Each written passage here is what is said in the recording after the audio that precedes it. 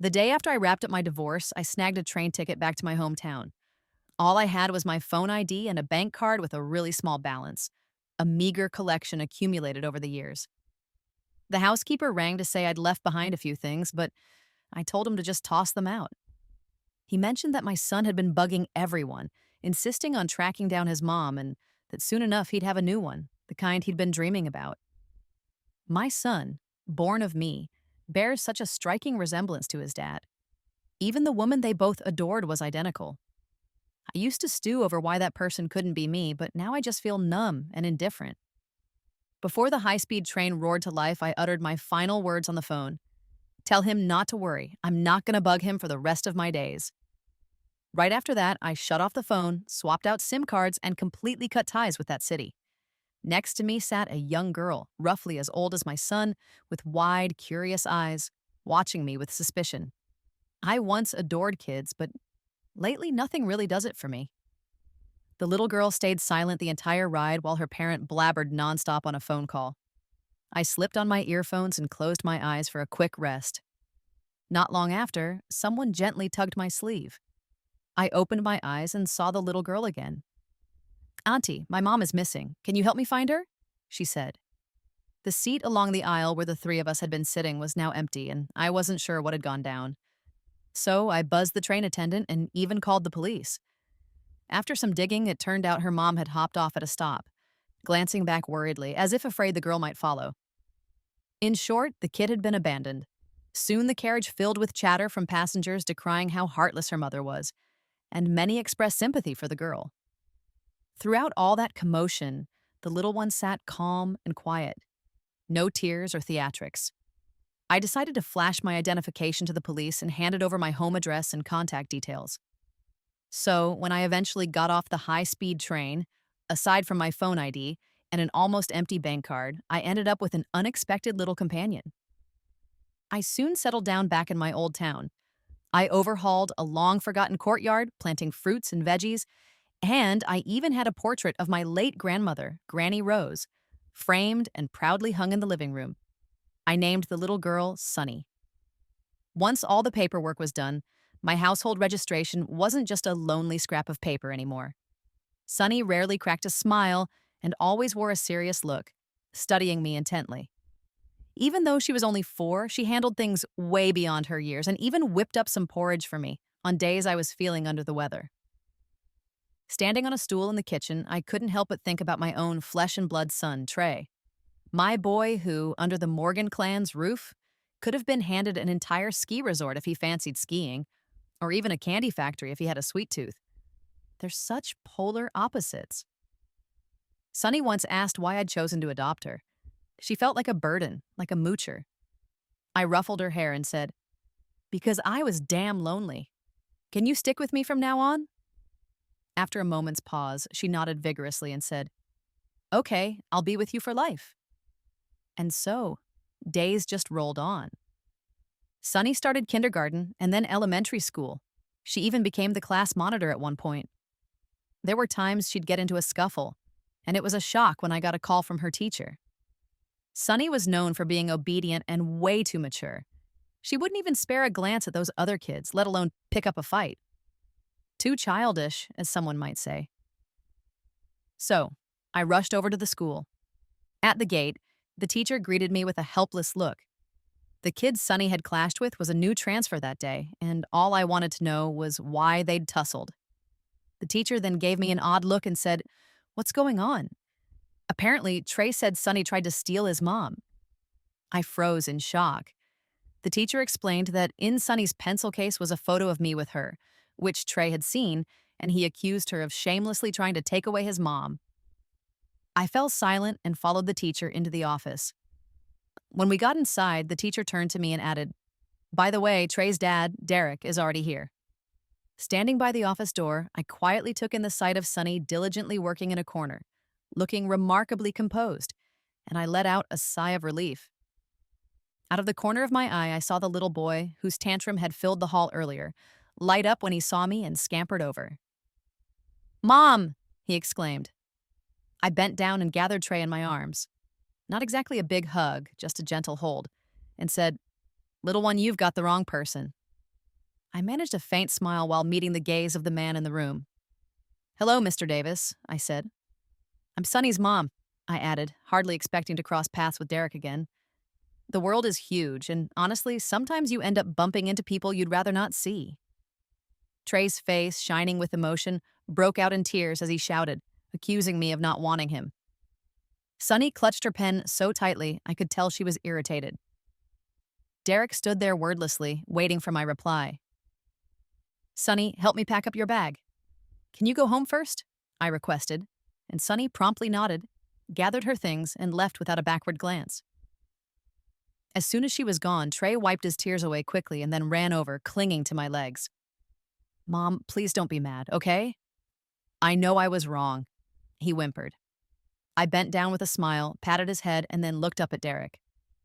Mr. Davis, could we talk alone? I asked. My history with Derek was pretty forgettable. Nothing worth mentioning, really. Back when my granny was young, she had done a favor for Derek's family by saving his own granny, who had been kidnapped. So, over the years, his family would always send gifts on holidays. When I was in college, my granny, seeing that I was getting older and didn't quite fit in with big city pace, had contacted Derek's family to help me out. That same year, as I arrived at the train station with my bags in tow, I immediately spotted Derek, leaning casually against his car, tapping away on his phone. He looked so damn dazzling that I nearly wanted to shower him with all the poetic compliments I knew, even if having a crush on him was just a normal, kinda silly thing. I knew we came from different worlds, and I never expected anything more than a friendly nod. Under the glow of a high-hanging moon, as I passed by bathed in its soft light, I felt content. Derek and I ended up at the same university, and he'd occasionally swing by with small gifts from his elders. After some back and forth, we kept things on a friendly, if distant, basis.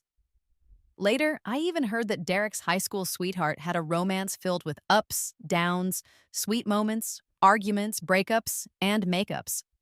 I was just an onlooker, occasionally feeling a bit lost in the mix. In my junior year, I began an internship that required a long commute because the company was far from campus. One day, I bumped into Derek and he casually asked how I was doing. I answered honestly. Soon after, I got a call from Derek's granny, Margaret, informing me they had a spare house conveniently near my office and offering me a place to stay. I couldn't refuse the kind old lady's generosity, so I moved in. Once settled, I began to notice little reminders of Derek's past scattered around the place, which made me uneasy. To keep a low profile, I concentrated all my belongings in one room. Then, one night after returning from work, I found a tipsy Derek slumped on the couch. I wanted to maintain my distance, but didn't want him catching a chill, so I grabbed a blanket and draped it over him. When Derek opened his eyes and looked at me, I thought he'd definitely ask why I was there. Instead, he made a move, one that I now see as a huge mistake. I can barely recall the chaotic swirl of that night. The body does weird things, and painful memories sometimes just fade away. Up to now, the kind of thing that happened that night has only ever happened with one person, and he even called out a different name. Funny enough, Derek had only used my name once when we first met at the station entrance. Amber, that's me, he had said. If only things could stay like they were when we first crossed paths. Why all the gloom and autumn breezes, and sorrow in the painted fans? After class, the campus was quiet, and Derek and I stood together at the corridor's end, framed by vibrant greenery. Want to talk alone?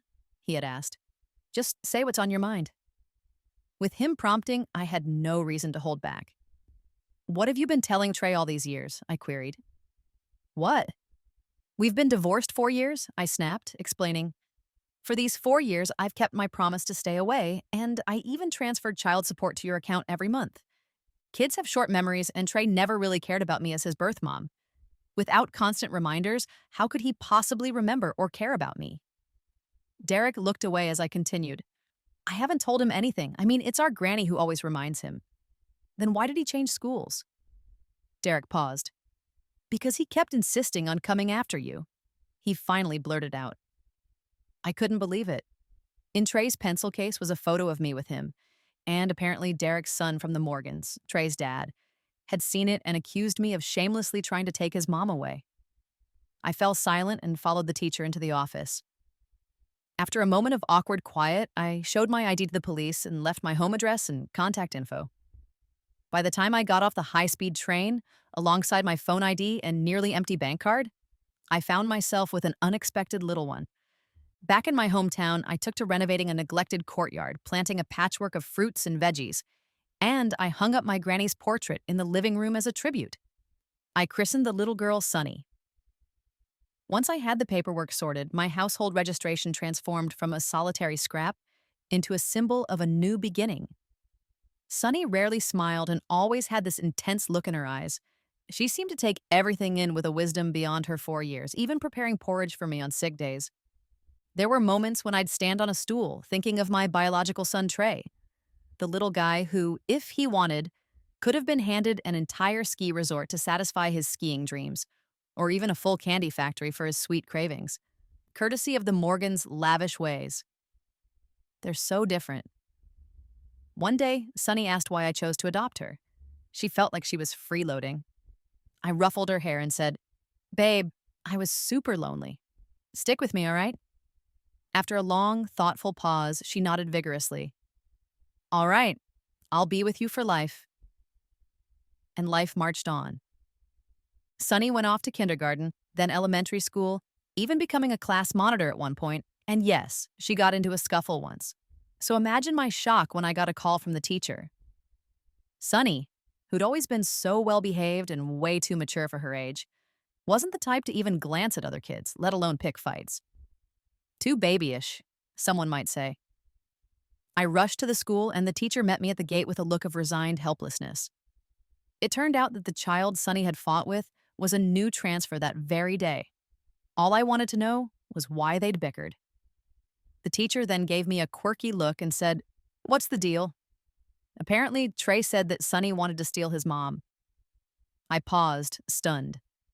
According to the teacher, Trey had spotted a photo of you-know-who and Sunny in Sunny's pencil case, and then accused her of brazenly trying to take his mom away. And I said nothing and trailed into the office with the teacher. Once inside, the teacher turned to me and remarked, "Oh, and by the way, Trey's dad, Derek, is already here." Standing at the threshold, I glanced over at Sunny, who was quietly working in a corner, her composure a small comfort, and I sighed in relief. Out of the corner of my eye, I noticed Trey, the little guy who'd been throwing his fit, lighting up as soon as he saw me. He dashed over, exclaiming, "Mom!" I bent down, gathered him not in a wild hug but in a gentle embrace, and said softly, "Sweetie, I think you got the wrong person."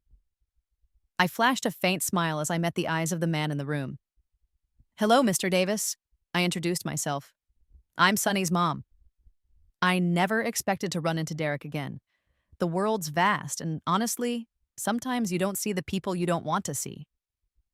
Trey burst into tears, accusing me of not wanting him, while Sunny clutched her pen so tight I could sense her simmering annoyance. Derek just stared silently, clearly waiting for me to say something.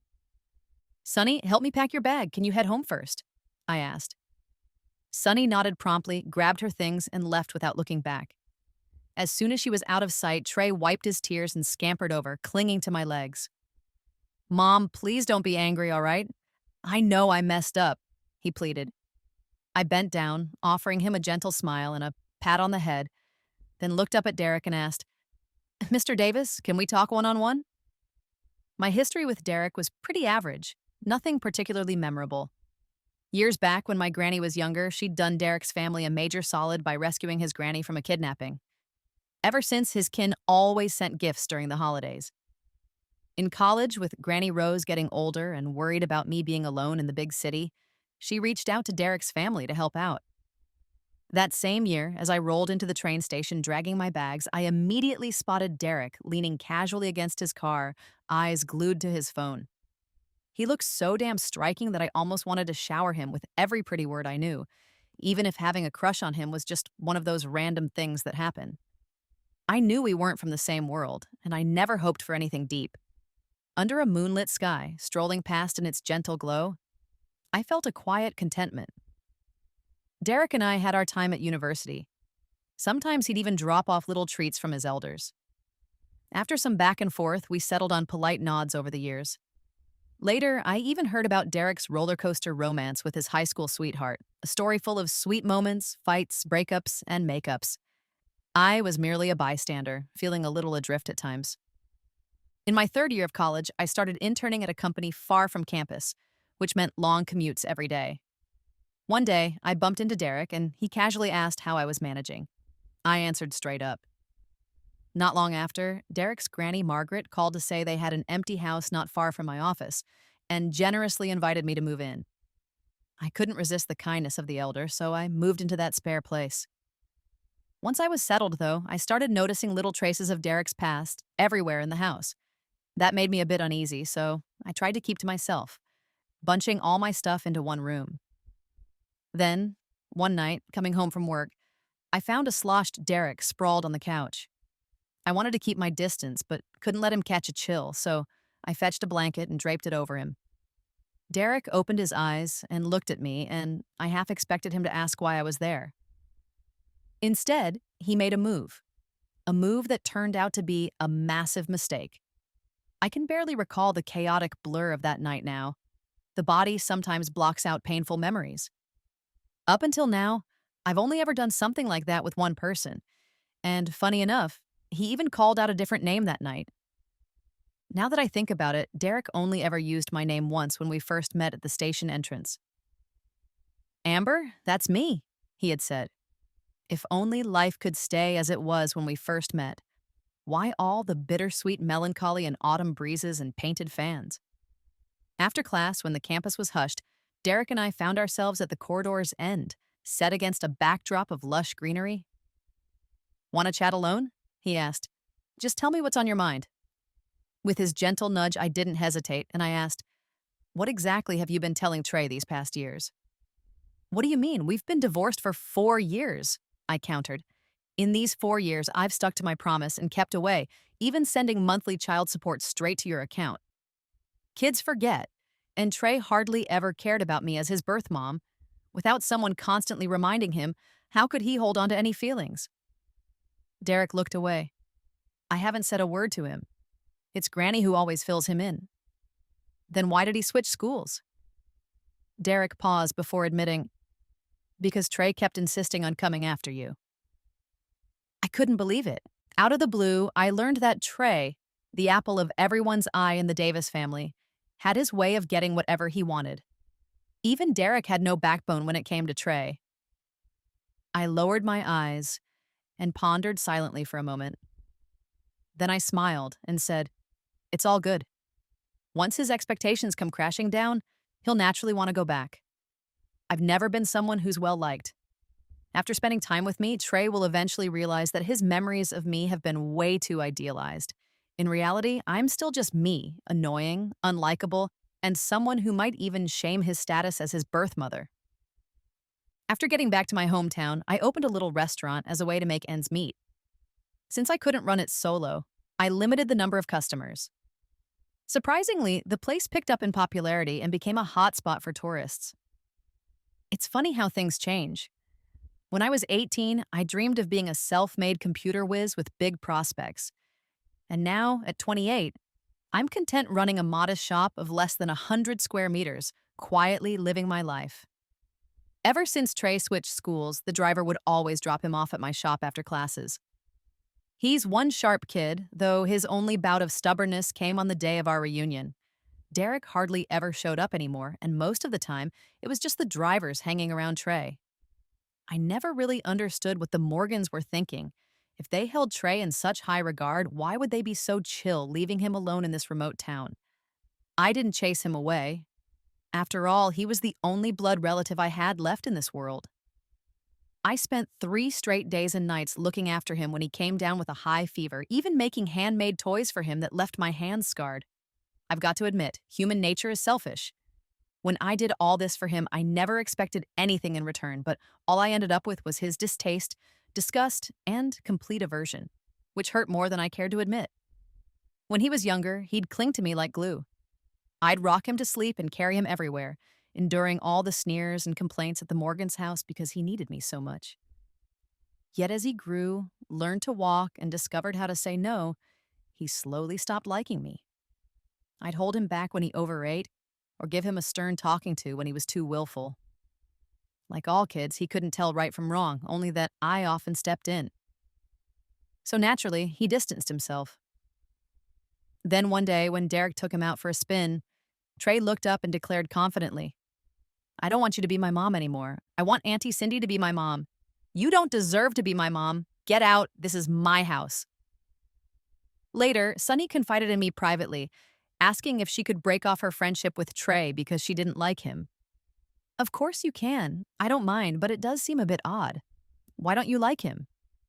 Sunny, always straightforward, rarely expressed clear dislike for anyone. Most times she was just indifferent. He hurts you, Sunny said flatly. Every time you see him, you look sad. I was taken aback. You know he's hurting you, right? Sunny lowered her head, sounding a bit gloomy, and murmured, Can I beat him up?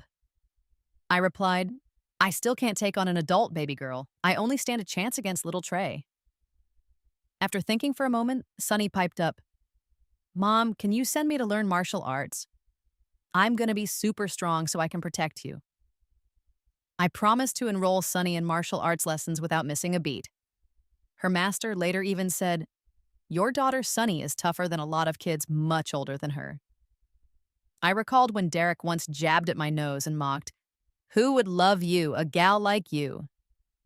Well, no matter what, Granny Rose loved me, Sunny loved me, and I've come to love myself as well. Derek would occasionally show up at the shop, always looking run down, and he'd sit for a bit, order a couple of dishes, finish his meal, and then drive Trey home. Neighbors on both sides often whispered about whether Derek was chasing after me, a divorced middle-aged woman with a kid. But little did they know it was just Derek picking up Trey, not some romantic pursuit. In the past, I might have wondered what was behind Derek's behavior, but now I'm completely indifferent. Whether he comes or goes makes no difference. Sometimes I wonder when Trey will finally tire of this endless game of trying to please his mom. He's been cooped up in this town for nearly 3 months now with no aquarium, amusement park, or big mall in sight, yet the desire for what he can't have runs deep even in a kid. The more I act like I don't care, the more he clings on. I can often see a lonely look in his eyes when I gently hold Sunny's hand, or when I bend down to adjust her skirt, or when I mysteriously pull out a specially made little dessert for her from the kitchen. But the moment I glance at Trey, he quickly masks his loneliness behind a sweet smile. People's preferences change with their moods. When I care about this child, even a tiny bump or scratch leaves me fretting for half a day. But now, even though I know he's just pretending to be tough, I feel nothing at all. Sometimes I even wonder why he hasn't just left, though his presence is undeniably irritating. I don't hate him. I've just stopped caring. Early summer finally arrived. After the school dispersal ceremony, the summer break officially began. That day, I opened the shop as usual, and Trey's figure was nowhere to be seen until closing time that evening. I figured he'd finally gotten bored of the monotony and decided to return to his rightful status as a precious young master. That evening, as I got home, I found him waiting by the small courtyard gate, clutching an exquisite cake box. Derek was with him too, and there were several gift bags neatly arranged beside them. Their striking handsomeness drew admiring stares from passers-by, but all they cared about was what was in front of them. Dad, when's Mom coming back? Real soon. We want to celebrate her birthday together, and we prepped a ton of gifts. Will she be happy? Trey pursed his lips at that, and a hopeful smile spread across his face. Dressed in a neat little suit, he looked deliberately polished. Yet, despite the stuffy heat that left beads of sweat glistening on his forehead, he only seemed a bit touched, maybe even emotional. I stopped a few steps away while Sunny didn't hesitate to stride right up to them. You got it all wrong. Mom's birthday isn't today, she stated crisply. You're spouting nonsense. Trey rarely confronted Sunny directly anymore, knowing I cherished her and not wanting to rock the boat, so he usually kept his distance. But this time, he stood up forcefully and shouted, Mom's birthday is today. It's the day you and I share. Don't even try to deny it. Derek, who had been silent, suddenly also stood up with a hint of expectation in his eyes. Amber, he awkwardly called out, happy birthday. I walked over, fished out my keys, unlocked the courtyard gate, and coolly looked him in the eye. I forgot to mention, I've changed my birthday now, I said after a pause, adding slyly. But that shouldn't have anything to do with you, right? I used to love birthday celebrations. Granny Rose had this whole ritual where every year on my birthday she'd prepare an enormous spread, a gorgeous cake, and a lovely gift just for me. It was just the two of us at home, yet I never felt lonely. Even when I went off to college and couldn't celebrate at home, she'd always fly to the city to help me blow out my candles and share the cake. When Granny Rose was alive, my birthdays were never dull. That particular year, she came over as usual, but I was already heavily pregnant with Trey. I didn't want to worry Granny, so I hushed up all the rough patches of my pregnancy and fibbed that Derek was giving me top-notch care. In truth, most of the time, Derek barely glanced at me. We lived under one roof, and he practically made me invisible. Back then, I could at least understand his indifference. The night between us was a colossal mistake from the start. I had thought that if Derek got drunk and I slipped away quietly afterward, no one would ever know. But things turned out far differently. Derek kept tormenting me all night until I finally had enough strength to leave, only to be interrupted when Derek's granny, Margaret, came in with some soothing chicken soup. She knew the struggles I'd been through and insisted that Derek take responsibility for what he'd done, even if it meant setting aside his current relationship with Roxy. She didn't care about his social standing or what the Morgans thought. She only cared that she wouldn't let me down, especially not Granny Rose. "I can see you've got feelings for Derek," she said gently. "You're a good kid, and I know you don't want to mess up Derek's relationship with Cindy, but things have already happened. Cindy won't stand for any competition, and now Derek's not with her. So, you want to give Derek a chance?" I admit I had a moment of temptation, but before I could decide, I discovered I was pregnant, and the news exploded, leaving me with no choice but to put up with Derek's disgusted looks and start a marriage doomed from the beginning. I sometimes end up hating myself for compromising too much. I have to pretend to be happy around the elders and act indifferent towards Derek, but the truth is, I'm in constant pain. The morning sickness, bloating, and cramps feel unbearable, and being looked down on by the Morgans, despised by Derek, and mocked by Roxy only add to the torment. I soldiered through until my next birthday, when Granny Rose was actually excited not just about my gift, but also about her future grandchild. She insisted on sticking around until I gave birth and fully recovered. Tragically, Granny Rose never lived to see Trey come into the world. On my birthday, while having dinner with Granny Rose, she witnessed Roxy and Derek in a moment of tenderness. That's when she suffered a heart attack and was rushed to the hospital. It was at that crushing moment my deep-seated resentment toward Derek began to surface. Granny Rose was whisked into the emergency room, and soon the Morgans arrived too. Derek's granny, Margaret, ended up slapping him right in front of me, but I didn't intervene. I just waited for some good news from the operating room until the lights eventually went out. The doctor later came out with a heavy heart and asked me to say goodbye to Granny Rose. I regretted ever asking them to look after her. Through tearful eyes, Granny Rose asked how I was going to manage without her. She left in sorrow, leaving me to drown in despair and agony. That night, I screamed in pain and gave birth to Trey, perhaps out of guilt. After Granny Rose passed and Roxy kept her distance, Derek surprisingly started pitching in more with Trey. I thought this would be my life now, an unhappy marriage with a loveless husband and a son who would never warm up to me. But then Roxy came back and stole all the attention from both Derek and Trey, claiming any affection I might have had. On Trey's birthday, she even promised a grand surprise, and he ran over to her without a second thought. Derek claimed that Roxy didn't care for me, so he didn't bring me along. He promised to drop Trey off before sunset, but they didn't return until early the next morning. I sat by the window, lost in memories of Granny Rose's parting words. "Dear Grandma, I no longer enjoy birthdays. Out of sheer politeness, I let them in and even offered them some water." Sunny, with a marker in hand, pointed at a date on the calendar she'd circled in red and said, "This is Mom's birthday."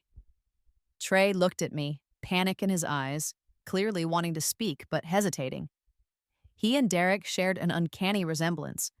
From their looks down to their actions, they were identical.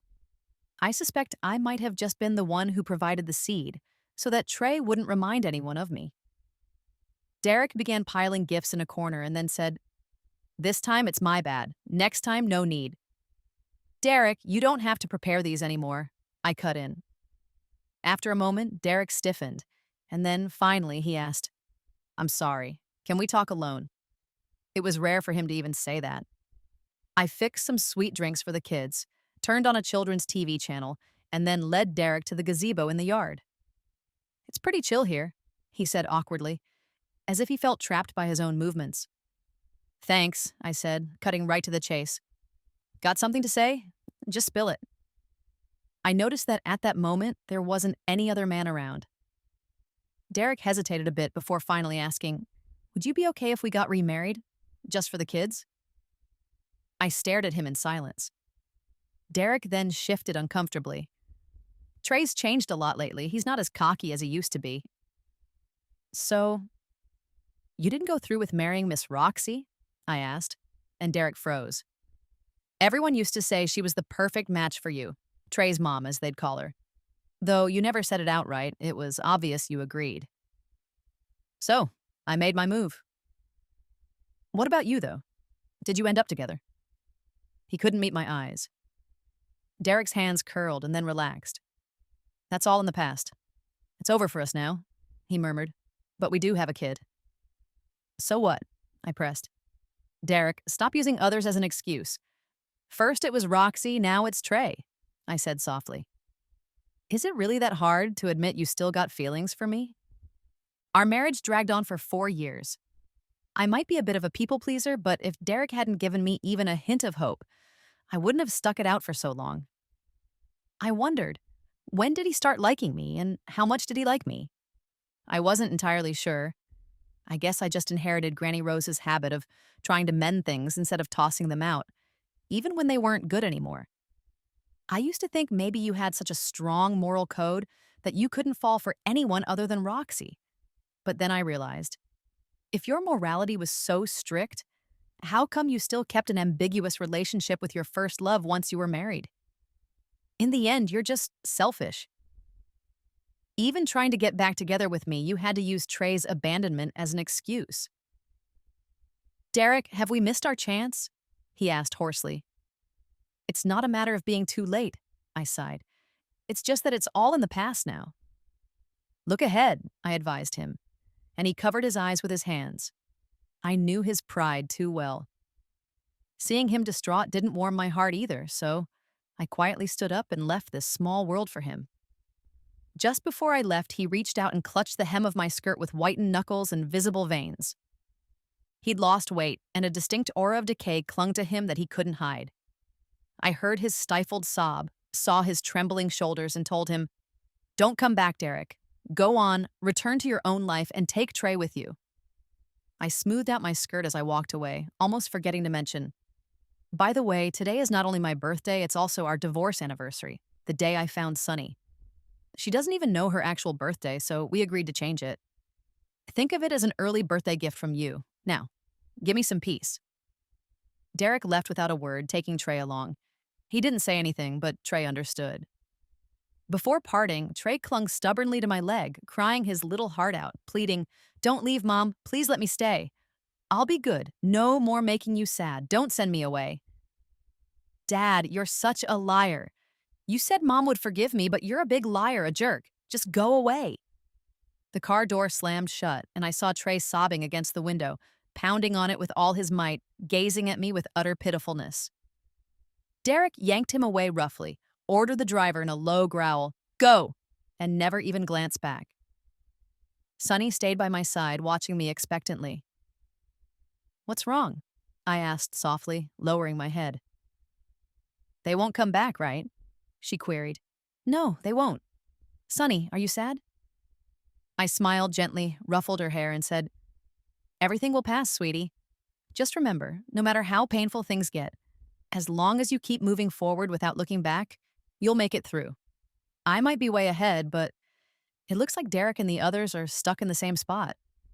It doesn't matter because we're on different paths, so there's no need to wait for them. That night, I had a dream. I went back a few years, to when Trey was just born. Taking care of him was exhausting, and I had unintentionally dozed off on the couch. In that hazy state, I dreamt that Derek came home late from work, picked me up, carried me upstairs, and gently laid me on the bed. He brushed the stray hair from my forehead and softly kissed me. "Good night, honey," he murmured. Back then, I truly believed we'd spend a lifetime together. But later I realized a lifetime is way too long, and no one can stick with someone for their entire life. Derek was just a passing chapter in my story, brightening an otherwise quiet existence. But that was it, Derek. Us? It was long over. After Derek and I divorced, the whole atmosphere at the Morgans' place stayed gloomy for a long while. The woman who never quite fit in eventually left, but the relief I expected never really came. Derek turned even more taciturn after our split. He was always either off on some business trip or crisscrossing the country. Even when he was home, he'd often go straight to bed. Trey, on the other hand, ran around carefree with the nanny, throwing tantrums whenever things didn't go his way. Then, one day, out of the blue, he asked, "Where's Mom?" The nanny was at a loss. She didn't know what to say. Proactive as ever, Trey searched under tables, in closets, even in the garden, but found no trace of me. Huh? Where'd Mom hide? He wondered. Kids forget things fast, but Trey was smart. He could still vividly remember the last time he saw me. That morning, before I left, I had smiled and patted his head, saying, "Mommy's leaving. I used to wish you'd be a well-behaved kid, but now I see you're not like me. You've got the means to be pretty stubborn. Just be happy, okay?" Back then, Trey didn't really take my words to heart. He was fed up with my endless nagging and controlling nature.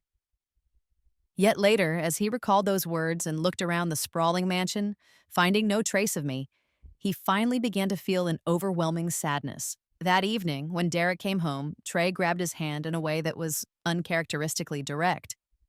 "Dad, did you have a fight with Mom?"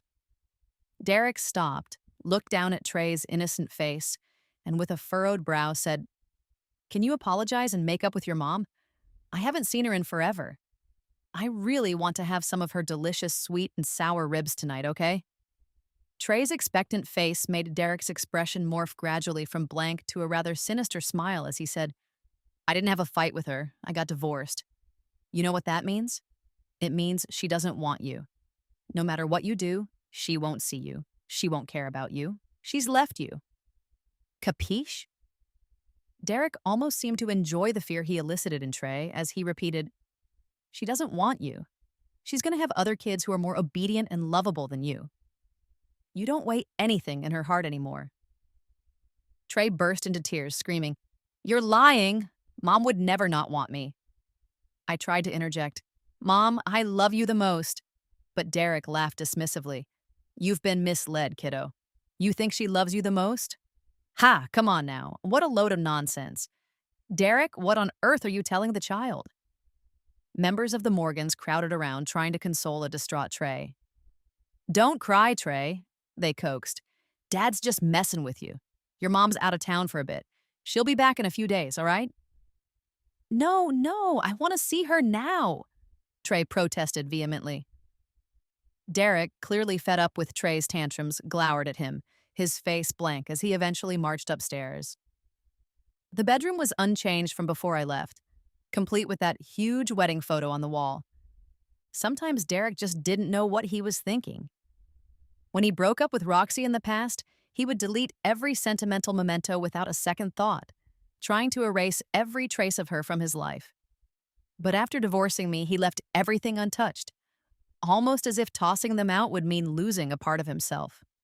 He tried so hard to keep his emotions in check to prove that my leaving hadn't hurt him, claiming that divorcing a woman he never truly loved was a relief. About 6 months after we split, Roxy asked if he wanted to remarry, and after a long pause, he just grumbled, "Forget it." Trey was even saying he wanted to find her the other day. If I were to marry you, I don't know how he'd throw a tantrum. Roxy looked into his eyes and pressed, "You're not really marrying me just because of Trey, are you? What else is it about?" Roxy even laughed sarcastically at him, saying, "Derek, sometimes I really admire you. For real, you even fool yourself." I never quite understood what exactly he was fooling himself about. Over time, when Trey turned 18, Derek remained single. But I ended up remarrying. I married a quiet, kind programmer named Evan, soft spoken and genuinely gentle.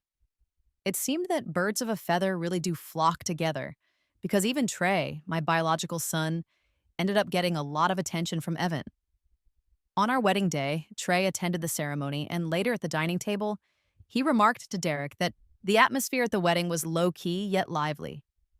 Derek just silently chewed his food without even bothering to look at Trey, typical of our interactions. We were just like a posh family on the surface, polite but devoid of real warmth.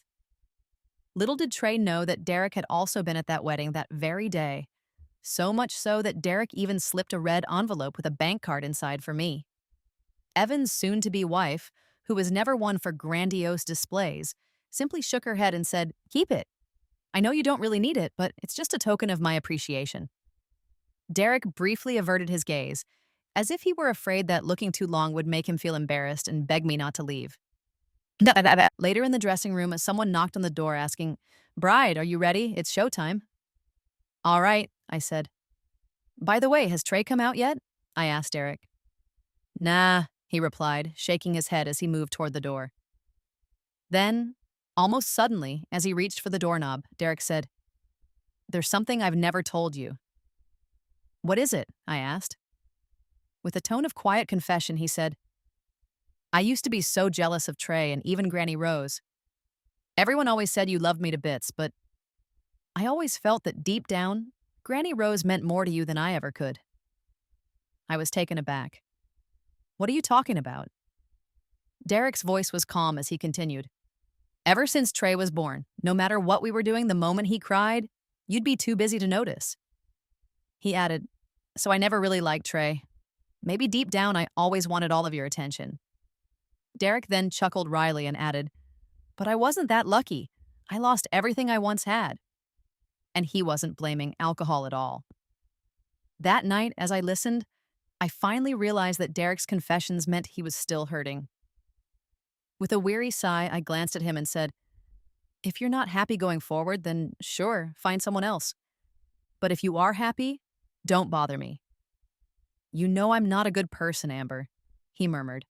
"Seeing you happy, it's not because of me, but I sometimes feel like stirring up trouble."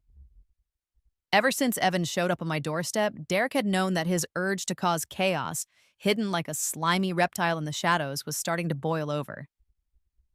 Yet seeing me so genuinely happy at Evan's wedding made it painfully clear that not witnessing that moment was, in a way, the best thing Derek could have done. Was he sad? Yeah. Regrets? Sure, a few. But no matter how sorrowful or regretful, he and I had reached our end. I recall the first time I met Derek like it was yesterday. Granny Rose had sent me to pick up a girl from the countryside, a task I wasn't too thrilled about. Just moments before our eyes met, I was complaining to a friend on the phone.